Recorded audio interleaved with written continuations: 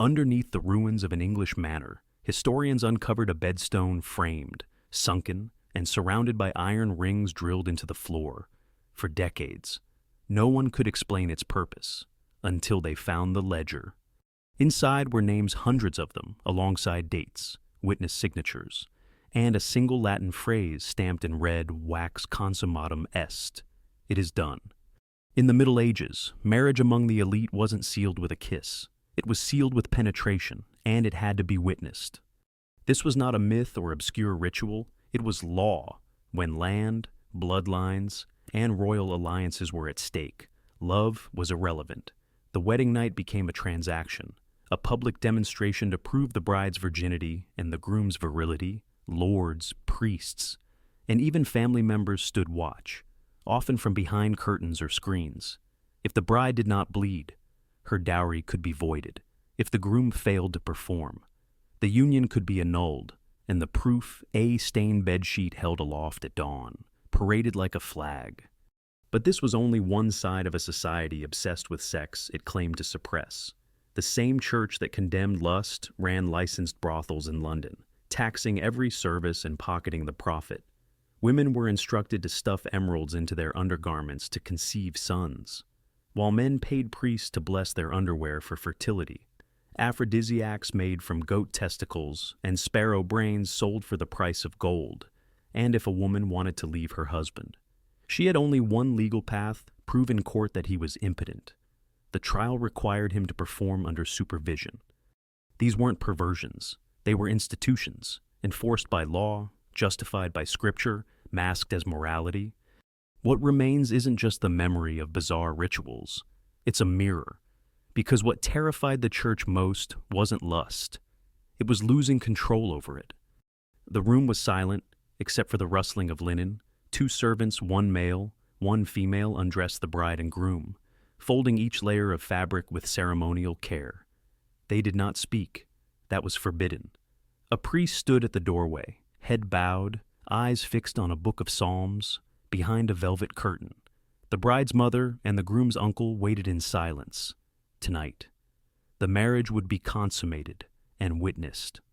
In the medieval world, this ritual was neither obscene nor extraordinary. It was standard legal procedure. When 2 powerful families joined through marriage, property changed hands, titles shifted, territories realigned, and no alliance could be recognized unless the union was physically proven.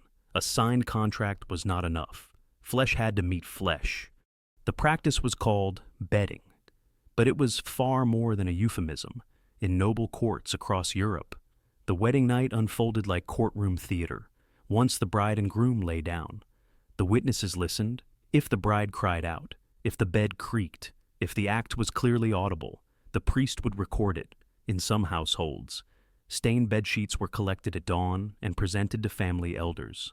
Blood from the bride was seen as proof of virginity, and thus of honor. No blood. That could mean annulment, scandal, or worse. These weren't isolated rituals. In France, England, and parts of the Holy Roman Empire, bedding ceremonies were codified in household law, if land or titles were at stake. The act was non-negotiable. There were even designated marriage witnesses, often older relatives, whose sole job was to certify the act. Their testimony could mean the difference between a legitimate heir and a bastard, and sometimes the couple didn't even know them. Their presence was just another form of inheritance insurance. Behind closed doors, anxiety ruled. Some brides were terrified, others were indifferent. For grooms, the pressure could be crushing. Failure to perform meant more than embarrassment, it meant financial and political disaster. And, unlike modern culture, which hides such moments in private shame, medieval society turned the bedroom into a battleground of proof. Nobility was not granted by birth alone. It had to be earned, sometimes with moans and blood. Among commoners, these rituals were less formal, but no less brutal. In rural Wales, local priests were known to inspect newlywed sheets for blood. In German-speaking regions, midwives examined the bride the morning after, checking for signs of defloration. If she remained untouched, her family could be forced to return the dowry. If suspicions arose, neighbors were summoned, Reputation hinged not on love or compatibility, but on what could be proven by the body. The church claimed these practices upheld moral order, but they were not about morality. They were about control, control over lineage, over inheritance, over women. A woman's value could be erased by a single accusation that she was not a virgin, even if it wasn't true, even if the bleeding didn't occur for medical reasons. The shame stuck, and once it stuck, no man of standing would take her. The body wasn't just a vessel, it was evidence, currency, and property. There are records of women mutilating themselves before marriage to ensure a visible proof. Others used animal blood or herbs to simulate virginity. In one case from 14th century Florence, a bride was caught bribing a servant to smear goat blood on her sheets before the bedding. The scandal cost her father his position in court. She was sent to a convent. Her husband remarried within weeks. But not every story ended in disgrace. Some women fought back. A noblewoman in Burgundy wrote to the bishop denouncing the theater of shame as barbaric, refusing to allow witnesses in her chamber. The letter disappeared from the official record, but a copy, found in a private archive, survived. It ends with a line that feels like a scream across time. My body is not your ledger, my pain is not your proof. By then, the damage had already been done. The ritual had become myth. The myth had become law, and the law had carved itself into generations. And even now, centuries later, the echo remains, in silence, in expectation, in the hidden scripts we still carry about what a body must prove. The kitchen fires burned for 3 days. In the great hall of Montfort Castle, every servant was called into action. Platters arrived in procession, roasted boar stuffed with cloves, capons drenched in saffron sauce, and pies filled with marrow, nuts, and honey. In the center of it all sat a gilded sculpture made entirely of sugar, 2 stags locked in battle, flanked by swans with peppered tongues.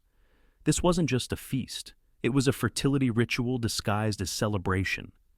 In noble circles, food wasn't nourishment. It was strategy.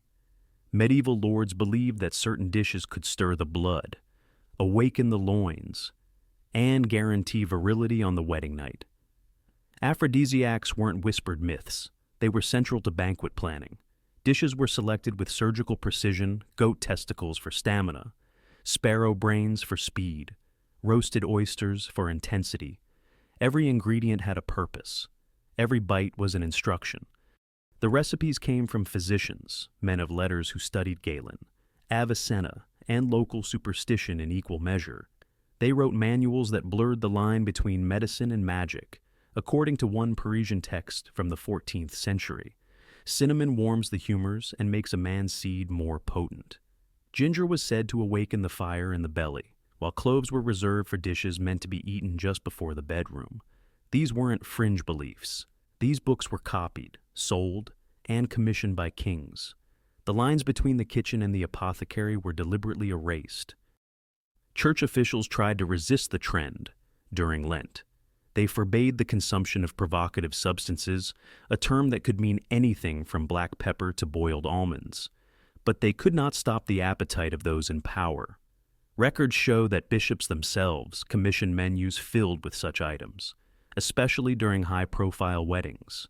One Venetian cleric warned his colleagues in writing, "The tongue sins before the flesh." The warning went unheeded. At court, the wedding banquet became a test not of love, but of readiness. Guests judged the couple's chances of conception based on the dishes served.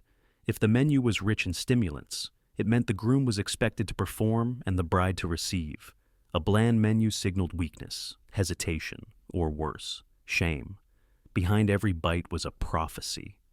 The obsession didn't end with nobles. Among wealthier townspeople, especially merchants and lawyers, these culinary beliefs trickled down. Cookbooks from London to Lyon included dedicated sections on marriage meals, with instructions on how to brew mead that warms the womb, or bake cakes that steady the seed. A popular German remedy involved grinding pine nuts with honey and anise, shaped into small lozenges to be taken before bed. They were sold at apothecaries alongside poultices for gout and vials of holy water. Even the wedding cake carried weight. In parts of England, It was made with almonds, dates, and aphrodisiac spices, baked in phallic shapes and blessed before being served. The symbolism was not subtle, nor was it meant to be. Food was language, and everyone at the table knew how to read it. Women were not passive in this economy of desire. Brides were expected to eat specific foods to improve fertility, soften temperament, and increase receptivity. In some households, older female relatives prepared secret recipes passed down through generations: herbal stews, wine tinctures, and even raw egg potions. These were not shared with men. They were part of a quiet matrilineal science, preserved in kitchens and whispered in corridors. But not all ingredients were safe. Some of the most prized substances were toxic. Spanish fly, a beetle-based powder, was mixed into wine despite causing seizures and death. Mercury-based tonics were sold as arousal aids. Even seemingly harmless substances, like nutmeg and saffron, were dangerous in high doses. Desire was not just manipulated, it was weaponized. And often, the victims didn't know what they were consuming until it was too late. Still, the appetite for arousal persisted. By the late 1300s, demand for exotic spices had reshaped entire economies. Trade routes expanded, wars were fought over ports, and explorers were sent to the edges of the map, not for gold, but for cloves. In this landscape, lust was currency, and those who could feed it held power. What was served at the table wasn't just food, it was foreplay, ritual, and prescription. It was expectation baked in honey, obligation simmered in wine, and when the final toast was raised, it wasn't to love or luck. It was to the hope that what came next behind chamber doors would be as potent as what had just been consumed. The chamber was small, barely larger than a stable. Its walls were lined with tapestries, not for decoration, but to muffle sound. A narrow bench sat against the far wall. Behind a linen curtain, on it, 3 men waited: a canon law official, a physician, and a civil notary. Their task was simple. On paper, determine whether a man could produce an erection, and, if he could not, decide whether his wife had legal cause to annul their marriage.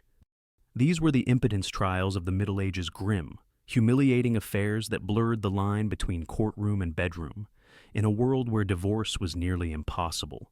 A woman's only legal escape from a marriage was to prove that her husband was physically incapable of consummation. But proof required performance, not testimony, not hearsay. The body had to show itself. The process began with an accusation, usually whispered to a priest or lawyer. The wife would claim that, despite sharing a bed, her husband had failed to perform. This triggered an inquiry. Physicians examined the man in private, checking for deformities, nerve damage, or signs of witchcraft. If no clear explanation was found, the case escalated. The court would summon both parties, question them separately, and then together. They were asked about the frequency of their attempts, the positions used, the duration of arousal. Nothing was too intimate. Everything was documented. If uncertainty remained, the court moved to a more invasive step, the Congress test. In the presence of designated officials hidden behind curtains or peepholes, the couple was required to attempt intercourse. The goal was not pleasure, it was proof. Did the man achieve tumescence? Did penetration occur? Could witnesses verify it? In Paris, a notary once recorded that the husband could not proceed due to trembling and shame. In Bologna, a woman was accused of sorcery after her husband failed 3 times and blamed her gaze for making him impotent. In York, a squire submitted himself to testing 8 times, each failure noted in precise Latin. These were not fringe cases, they were legal rituals. The courtroom had no space for dignity. The impact was devastating for men. Failure meant more than embarrassment. It meant public emasculation, loss of status, forfeiture of dowry, and often permanent bachelorhood. Even if acquitted, the stigma clung to them. Rumors spread faster than verdicts. A man who failed in court would rarely marry again. His name became a cautionary tale. For women, the cost was no less brutal, though technically the plaintiffs. They too were examined by midwives, clergy, and physicians asked to prove that their bodies were healthy, that they had tried to arouse their husbands, that they were attractive enough to incite desire. If the court believed the wife had withheld enthusiasm or had shown signs of repulsion, the blame could shift. She could be painted as cold, manipulative, or even cursed. In extreme cases, women were forced to disrobe and submit to physical inspection in front of a tribunal. There are accounts of bribery, of swapped test subjects, of men hiring stand-ins to perform in their place. There are darker accounts, too, of forced attempts, of violence masked as judicial procedure. One Florence case from 1389 describes a noblewoman screaming as her husband was ordered to try again. While a priest recited prayers behind a curtain, the notary recorded the event as inconclusive. It was theater, but with real consequences. Land, lineage, and legitimacy hung in the balance, and the court demanded resolution. No matter the cost to those inside the chamber, law was not interested in intimacy. It wanted certainty. And in a world where male potency equaled power, impotence became a kind of social death. These trials did not disappear quickly. They persisted in various forms for centuries. Even as medical understanding advanced, the requirement for bodily proof lingered. In some cases, men voluntarily submitted themselves in order to clear their name. In others, families pushed sons into trials to preserve betrothal contracts. The shame became institutional. The irony was bitter. The same culture that demanded modesty, that cloaked women in veils and spoke of chastity as virtue, turned bedrooms into stages and intimacy into spectacle. It wasn't lust they feared. It was what happened when desire failed to perform on cue. What terrified them most was not sin, it was inadequacy. And so they built a legal system that demanded sex not as pleasure, not as connection, but as evidence, a system where the body, stripped of privacy, stood trial again and again. In the heart of Southwark, just beyond the jurisdiction of London's city walls, red lanterns glowed above low doorways. The alleys were narrow, the air thick with smoke and ale, and the signs above each door bore no names, just symbols: a glove, a rose, a fish.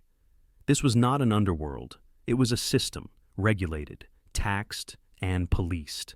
And behind it stood the church.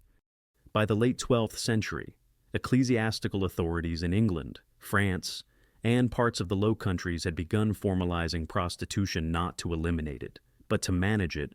Brothels were licensed by diocesan officials, often leased directly by bishops or cathedral chapters. The rationale was both pragmatic and perverse. Better, they argued, to contain sin than to let it spread unchecked. Lust was considered inevitable, like illness or famine. If it could not be eradicated, it must be controlled. The language of theology cloaked the arrangement. Prostitution, they said, was the lesser evil, a necessary concession to male weakness, one that preserved the purity of virgins and the sanctity of wives. In reality, it was an enterprise. The church collected rents from brothel landlords. In some cases, it owned the buildings outright. Prostitutes paid licensing fees, underwent health inspections, and were subject to curfews.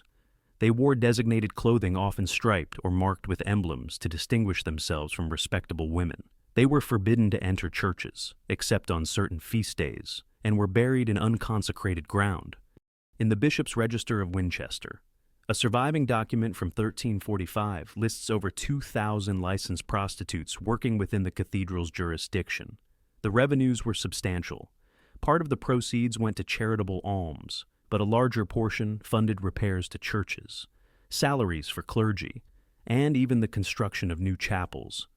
One entry records payment for roof tiles purchased with funds from the Women's House. To the public, the contradiction was visible but unspoken. Everyone knew who owned the buildings. Everyone saw the same priests pass through the same doors. But the arrangement persisted.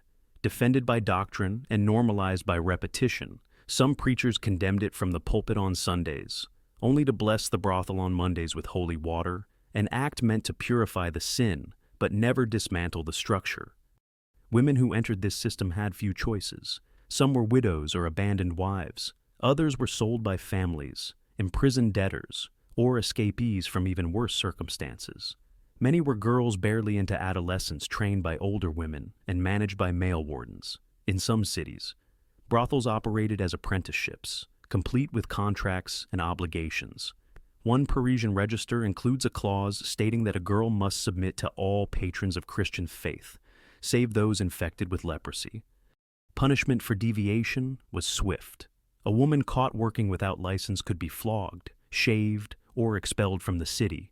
Yet, within the system, the rules were rigid, prices were set, locations were zoned, days off were determined by feast calendars. Even sexual positions were sometimes regulated. In Avignon, clerical records mention bans on deviant acts inside church-owned brothels not for reasons of decency, but to ensure compliance with moral doctrine. The moral acrobatics were staggering. On one hand, church fathers wrote treatises decrying female temptation, blaming Eve for the fall of man. On the other, they accepted monthly payments from establishments where that same temptation was institutionalized.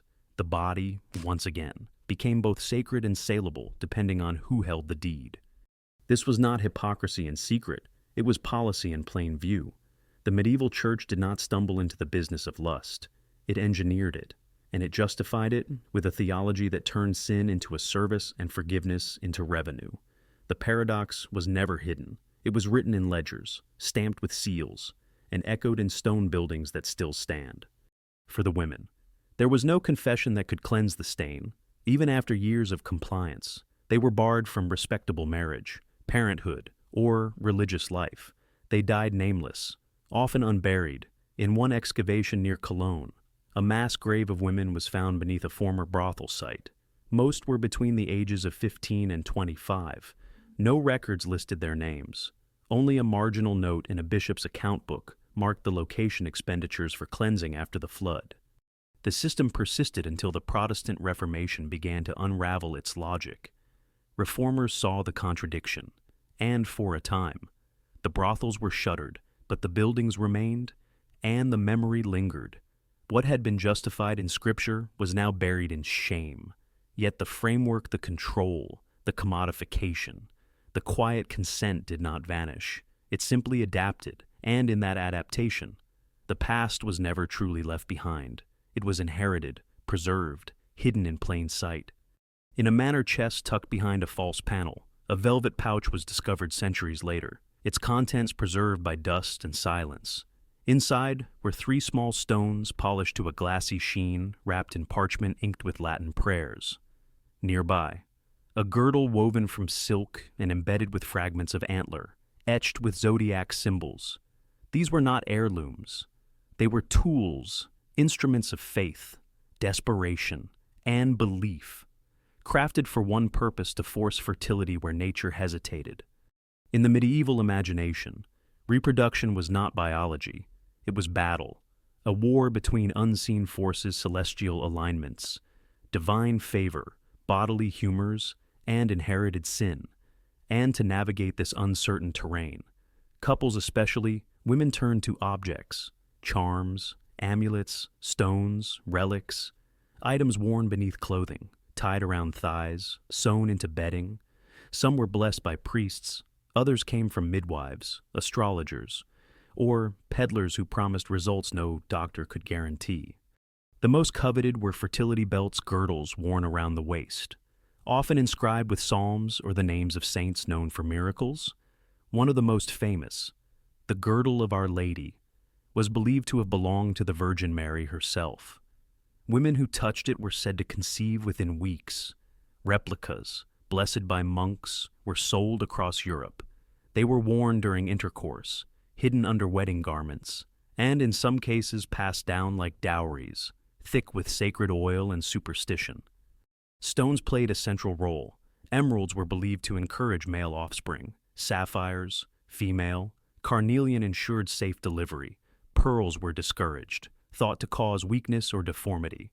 The stones were not merely carried, they were inserted, pressed against flesh, or steeped in wine before drinking. Manuals instructed women to place specific gems beneath their tongues during climax, or bury them beneath the bed in accordance with lunar cycles. These texts blended theology with astrology, medicine with magic, and they sold. One inventory from Bruges lists over 200 fertility stones sold in a single quarter. Men, too, were drawn into this system, Rings embedded with wolf's teeth were worn to enhance stamina.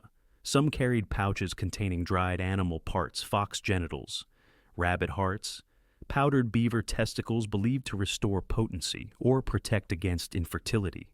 Monasteries produced elixirs made from honey, bloodroot, and wine, which they claimed could reignite the seed. These tinctures were blessed, bottled, and sold at high cost. Buyers came from every class. Nobles ordered them in bulk. Peasants pooled money to purchase single vials. The line between faith and fraud blurred. Relics were counterfeited. Stones were dyed glass. Prayers were copied by illiterate scribes who didn't know the meaning. Still, the demand never waned, because failure, especially for women, meant more than heartbreak. It meant disinheritance, suspicion, or being cast aside.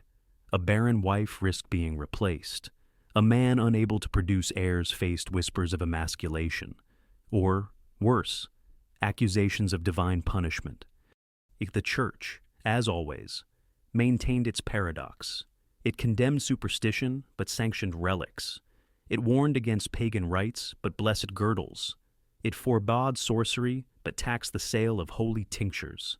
In cathedrals across Europe, priests offered special masses for fertility, charging fees for candles lit in the names of saints.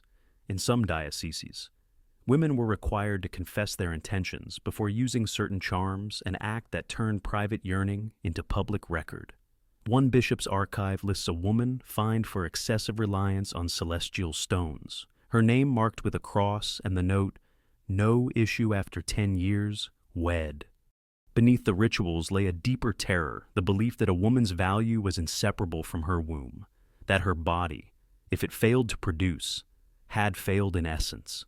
Every month without bleeding was a verdict, every missed cycle, a quiet trial, and so they turned to what they could hold, wear, drink, or pray over.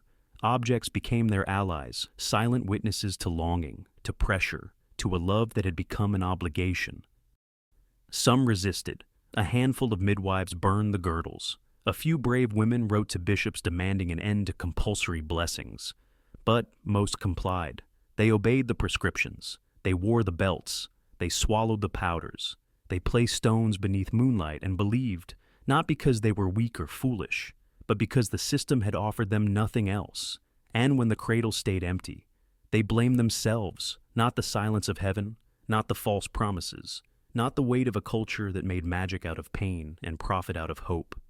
In a cellar beneath a monastery near Ghent, wrapped in linen and tucked behind crumbling masonry, lay a bundle of papers too fragile to touch.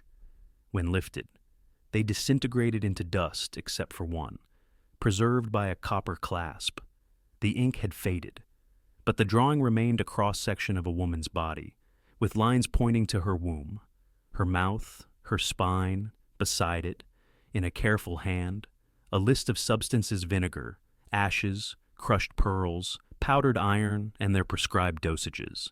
It was not a recipe. It was a map, a guide to avoid conception at all costs.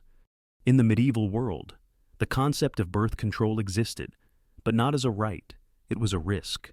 To prevent pregnancy was to defy divine design, to interfere with providence, yet behind closed doors, in whispers and hidden scripts, women tried.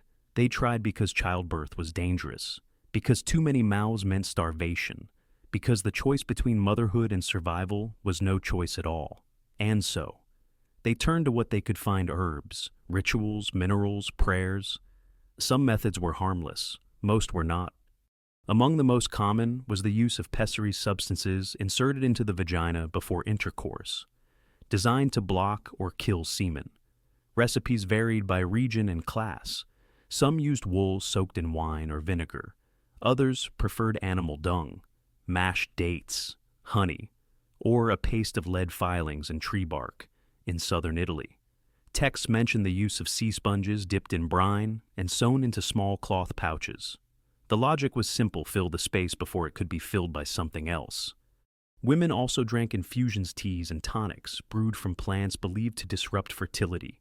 Rue, pennyroyal, savin, and tansy were favored, though their toxicity was well known. The same herbs used to prevent pregnancy could also terminate it. Dosage determined everything, but no one truly knew the limits. Deaths were recorded as fever or wasting. The cause was seldom investigated. In wealthier households, women relied on foreign imports. Silphium, once harvested along the coast of North Africa, was so prized for its contraceptive properties that it was driven to extinction. Ambergris, a substance from sperm whales, was used in elite circles as both perfume and potion, mixed into warm wine and taken in secret. Mercury, too, found its way into remedies swallowed, inhaled, or rubbed into the skin. The results were grotesque mouth ulcers, trembling limbs, madness. But to those desperate for control, pain was preferable to powerlessness. Superstition filled the gaps where knowledge failed. Women were instructed to jump backward 3 times after sex, to sneeze vigorously while sitting upright, to hold their breath, tie knots in their skirts, wear amulets shaped like keys. These instructions came from midwives, folk healers, sometimes even clergy. They were passed down in rhyme and repetition, never written, because writing them down would make them real, and real things could be punished. There were rituals too, walking backward around a church at midnight, whispering certain psalms in reverse, burning hair or blood and burying it at the threshold of the bed. In some cases, couples refrained from sex during specific moon phases, or avoided intercourse on certain saints' days rules which intersected with church law but had nothing to do with doctrine. The lines blurred. Every method became part science, part spell. For men, contraception was shameful. Withdrawal was seen as cowardice. Condoms, made from linen soaked in oil or intestines tied with twine, were rarely used except in brothels, and, even then, more for disease prevention than birth control. The church condemned them outright. To spill seed without intent to procreate was a sin equal to fornication. Yet, in confessionals, priests heard the same stories again and again, women terrified of another child, men unable to feed the ones they had. Publicly, they preached abstinence. Privately, they suggested teas. The contradiction was crushing. A society that demanded reproduction as proof of virtue offered no mercy when that reproduction threatened a woman's life. A culture obsessed with lineage refused to give women tools to control their bodies. So they improvised, they experimented, they believed, and when it failed, they bled in silence. Some methods worked, others ended lives, but none were guaranteed. There were no clinics, no pharmacies, no second chances, just shadow knowledge, passed hand to hand, buried with those who dared to use it. One grave in Dorset, excavated in 2004, held the skeleton of a young woman, no older than 20, with traces of copper sulfate near her pelvis, an early abortifacient. Her bones showed no sign of childbirth. Her story remains untold, except, perhaps, in the way her hands were folded, not in prayer, but in defiance. They built the rules into stone and scripture. They wrote them into marriage contracts, carved them into courtroom rituals, folded them into recipes and prayers and punishments. They stitched morality to the body, to blood, to performance, and when desire refused to obey. When fertility failed to appear on schedule, they blamed the flesh, not the fear, not the pressure, not the impossible expectations wrapped in silence. They created a system where sex was not intimacy, but evidence, not joy, but duty, not consent, but compliance. What lingers is not just the cruelty of the acts themselves, it is how ordinary they became, how deeply the rituals sank into the rhythm of daily life.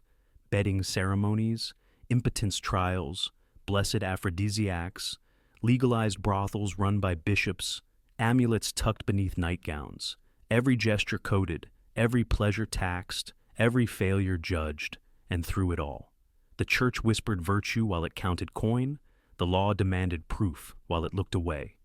The people obeyed, because disobedience had no language yet, only consequence.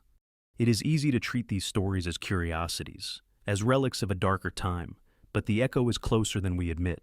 The fear of female autonomy, the shame around bodies that don't perform on cue, the pressure to produce, to prove, to endure. The rituals may have changed, the expectation has not. The need to control what cannot be predicted desire, fertility. the private terrain of intimacy remains. The past, when looked at closely, is not just strange, it is familiar, and that is what makes it hard to look away.